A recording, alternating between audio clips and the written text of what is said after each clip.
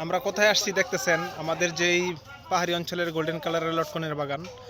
মাশাল্লাহ মাশাল্লাহ, অসম্ভব ফল, শুধু ফল আর ফল দেখেন, অসম্ভব ফল।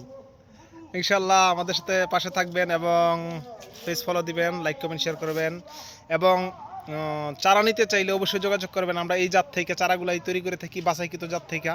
দেখেন এই দিক থেকে কি পরিমাণে ফল, মাশাল্লাহ, প্রতিটা গাছের ডালে ডালে ফল। আর গোল্ডেন কালার কেন বলি দেখেন, গোল্ডেন কালারের লটকনগুলাই আমরা গোল্ডেন কালার বলে থাকি।